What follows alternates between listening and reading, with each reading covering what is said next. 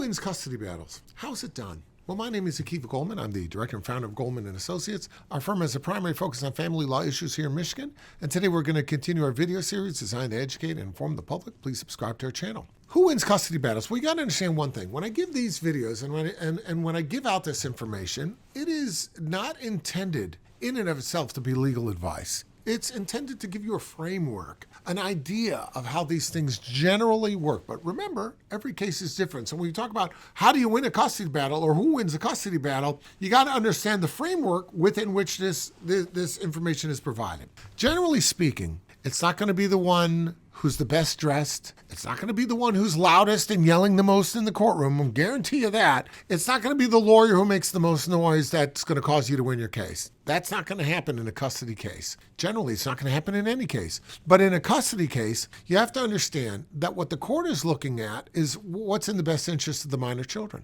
So what that means is the court is going to take into account with whom will they likely have the most stability and with whom are they likely to thrive. If that's mom, the mom's going to get the custody. If it's dad's going to get the custody. So when you present these proofs in front of the court, you have to keep that in mind. You want to show the court that you're offering the best opportunity for the kids to thrive. What does that mean? Well, it means you want to show that you have the most stable home. The most stable home means, the most stable school system. That is, if you're moving all the time, it might mean that the kids are moving all the time into a different school system. That doesn't help them scholastically. It doesn't help them in terms of stability. It doesn't help them socially. In fact, it's quite the reverse. So when you have one parent who's real stable and the other one who's constantly on the move, the court's going to look at that and say, you know what? Stability is better for the children. So as you present it, you've got to show that you have a stable home. You've got 3 kids, you've got 4 bedrooms. You got to show that this can be managed in a way that means that the kids are comfortable and that they're safe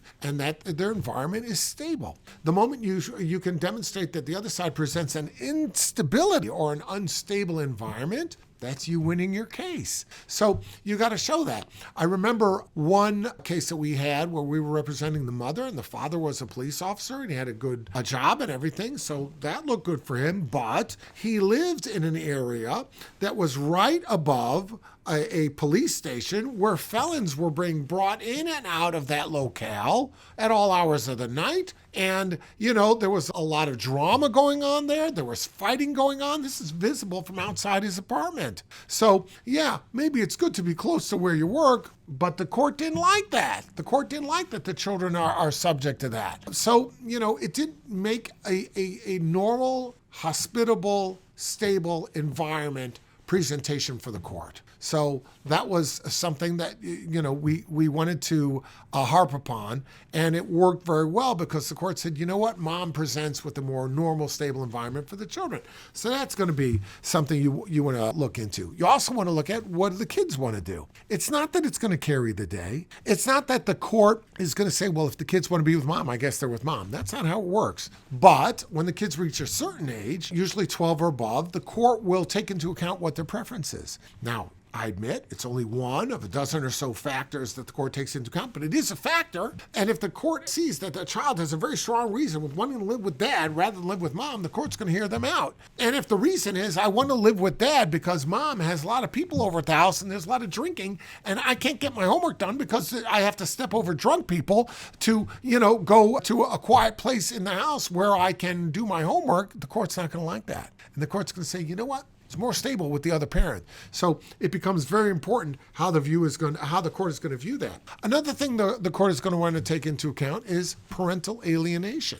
Are the parties cooperating with each other, or is one of them constantly bagging on the other? Is one of them always telling the kids, your dad's no good, your mom's no good, she's running around at night, she doesn't make a living, she doesn't. If you're doing that to your kids, if you're alienating the parents in the eyes of the children, that is going to reflect poorly, not on them, but on you. So we want to avoid that kind of thing. Those are common mistakes that people make, is they think if they tear down the other side, that's going to make them look good. I want to tell you one thing. The court is not looking at whether you're tearing down the other side.